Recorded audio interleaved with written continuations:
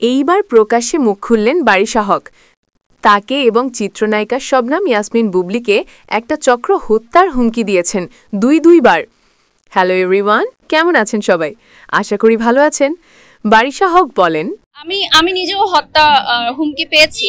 আমি এবং চিত্রনায়িকা বুবলি, আমরা দুজনেই দুটো প্রোগ্রামে, একটা প্রোগ্রামে না দুইটা প্রোগ্রামে আমরা হত্যা হুমকি পেয়েছি। এর আগেও শবনম ইয়াসমিন বুবলি তার ভেরিফাই ফেসবুক পেজে পোস্ট করে লিখেছেন, সব সড়ক দুর্ঘটনা নয়, অনেক সময় পরিকল্পিতও হয়। তা গত দুদিন টের পেয়েছি, উপলব্ধি করেছি আমরা যা দেখি বা যা শুনি তার পেছনেও অন্য এক অজানা সত্য থাকে। মৃত্যুকে খুব কাছ থেকে দেখলাম আর ভাবছিলাম আজকের দিনটি তো আমাকে নিয়ে অন্যরকম সংবাদও হতে পারত।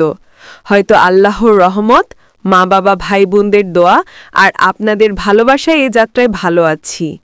গত ৪-৫ দিন আমি চোখ নামে একটি সিনেমার শুটিং করছিলাম।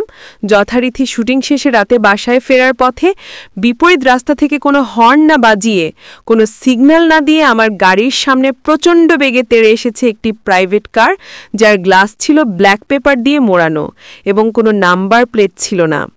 আমার ড্রাইভার হার্ড ব্রেক না করলে হয়তো অন্য কিছু হতে পারত। আর আমি নিজেও ড্রাইভিং জানি, তাই কোনটি দুর্ঘটনা আর কোনটি ইচ্ছাকৃত তা বোঝার ক্ষমতা নিশ্চয়ই একজন সুস্থ স্বাভাবিক মানুষের মতো আমারও আছে। প্রথম দিন সব বুঝতে পেরেও মনকে সান্ত্বনা দিয়েছিলাম, হয়তো বিপরীত দিক থেকে আসা গাড়ি এত জোরে আসার কারণে কন্ট্রোল রাখতে পারেনি। কিন্তু একই ঘটনার পুনরাবৃত্তি হলে তো সেটি আর বুঝতে বাকি থাকে না যে এটি উদ্দেশ্যমূলকভাবেই করানো হচ্ছে।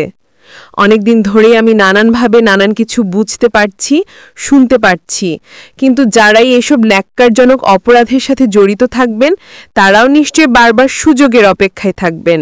কিন্তু মনে রাখবেন, কেউই আইনের ঊর্ধ্বে নন, আর আল্লাহ তো একজন আছেন যিনি সবই দেখেন। শীঘ্রই আমি ব্যবস্থা নিব এ ব্যাপারে। সবাই দোয়া করবেন আমার জন্য।